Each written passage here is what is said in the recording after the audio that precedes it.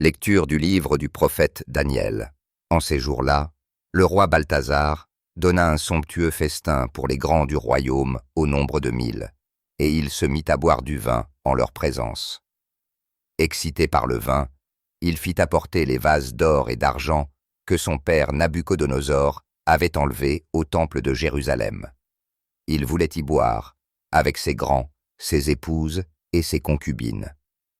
On apporta donc les vases d'or enlevés du temple, de la maison de Dieu, à Jérusalem, et le roi, ses grands, ses épouses et ses concubines s'en servirent pour boire. Après avoir bu, ils entonnèrent la louange de leur Dieu d'or et d'argent, de bronze et de fer, de bois et de pierre. Soudain, on vit apparaître, en face du candélabre, les doigts d'une main d'homme qui se mirent à écrire sur la paroi de la salle du banquet royal. Lorsque le roi vit cette main qui écrivait, il changea de couleur, son esprit se troubla, il fut pris de tremblement, et ses genoux s'entrechoquèrent. On fit venir Daniel devant le roi, et le roi lui dit « Es-tu bien, Daniel, l'un de ces déportés amenés de Juda par le roi mon père?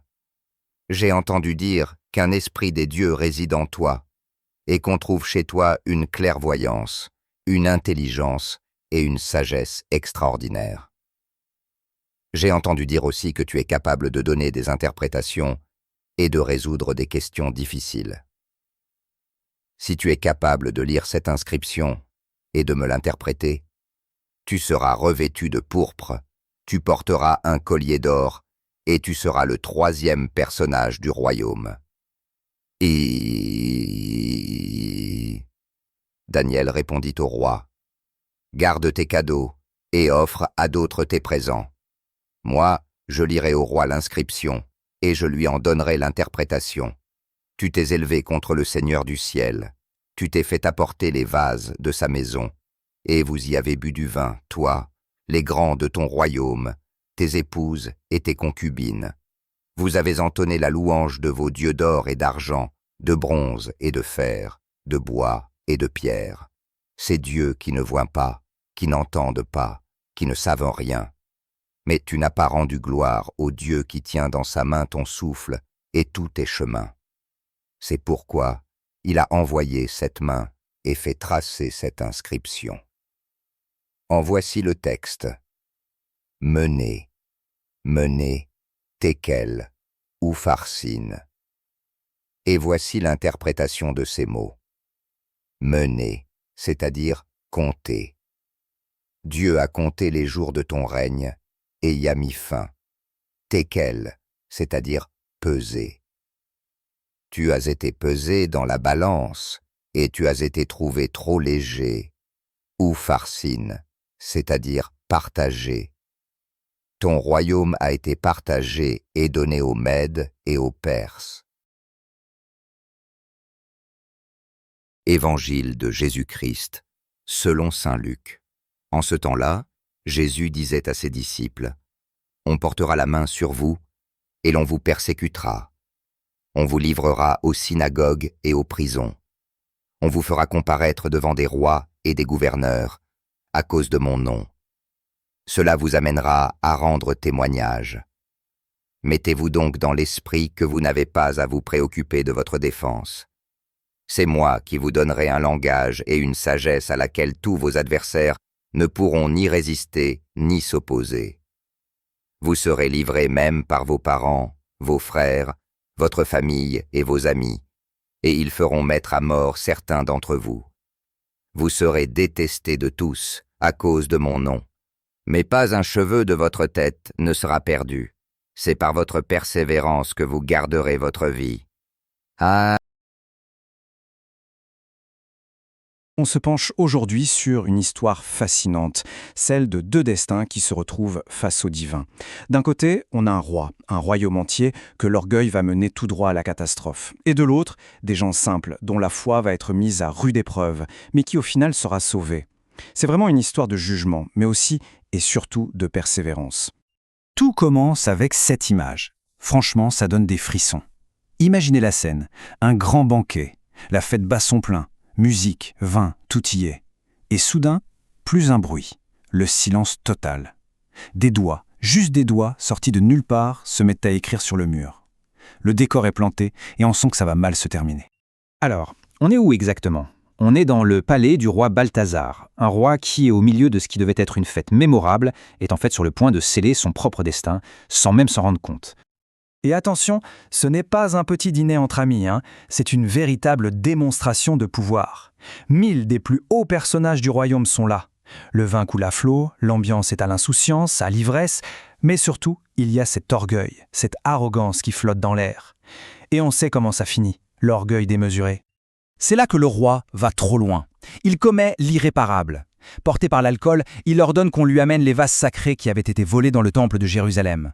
Et non seulement il boit dedans, mais il les utilise pour porter un toast à ses idoles. Des dieux faits de métal et de pierre. C'est une provocation directe, un défi lancé aux dieux du ciel. Le défi a été lancé. Et la réponse, eh bien, elle ne va pas se faire attendre. La fête est sur le point de virer au cauchemar. La réaction du roi est immédiate et elle est physique. Toute son arrogance, pouf, envolée en une seconde. Il devient tout blanc, son esprit s'embrouille, ses genoux s'entrechoquent, il est terrifié. La panique s'installe dans toute la salle. La fête, c'est fini, terminé. Le message est clair avant même d'être lu, le jugement est tombé. Dans sa panique totale, le roi fait venir le seul qui pourrait avoir une réponse, Daniel. Et regardez ce qu'il lui promet, c'est fou. Le pouvoir, les honneurs, la richesse. Il est prêt à tout pour comprendre ce qui se passe. Le pauvre, il ne se rend pas compte qu'il est déjà bien trop tard. Allez, on arrive au cœur du message. Qu'est-ce que ça dit, cette écriture sur le mur ? Daniel, lui, se fiche bien des récompenses. Il va simplement dire la vérité, toute la vérité, aussi brutale soit-elle. Le réquisitoire de Daniel est d'une clarté limpide. En gros, il dit au roi, tu as tout fait à l'envers. Tu as chanté les louanges de statues inertes, des choses qui ne voient rien, n'entendent rien, ne savent rien.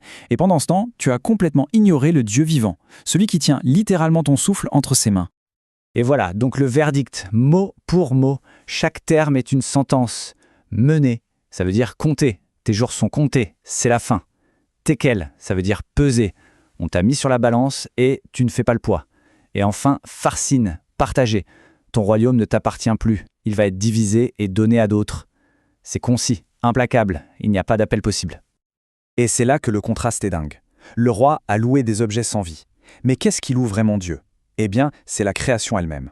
Le soleil, la lune, la pluie, la chaleur, l'univers entier est une louange vivante. Le roi s'est vraiment trompé de combat. Bon, on quitte ce roi et son destin tragique pour basculer vers notre deuxième histoire. On change complètement de perspective. Il ne s'agit plus de juger un roi arrogant, mais de voir quelle épreuve attend les fidèles. Le contraste entre les deux est saisissant.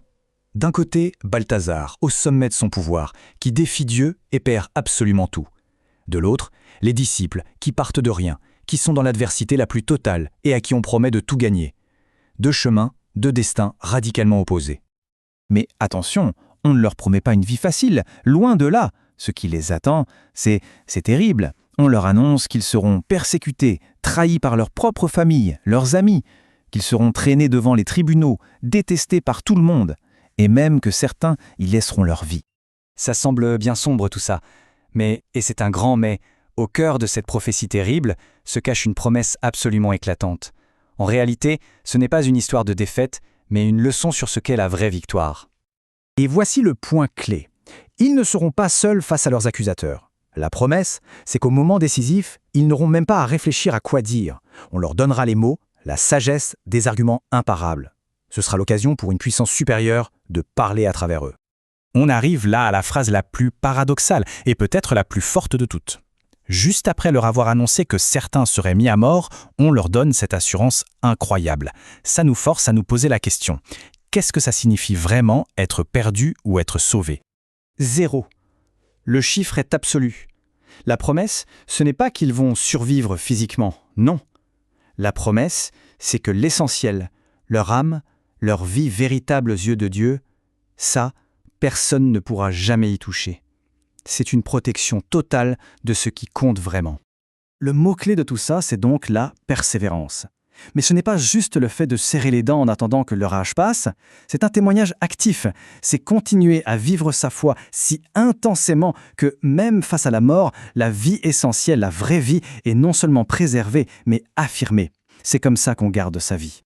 On termine donc avec cette question qui relie nos deux histoires. Le royaume de Balthazar a été compté, pesé et jugé trop léger. Il a disparu. De l'autre côté, on demande aux disciples de persévérer, avec la promesse que leur vie de foi, elle, ne sera jamais perdue. Ça nous amène à réfléchir, au final, qu'est-ce qui pèse vraiment sur la balance? Qu'est-ce qui a une valeur qui dure?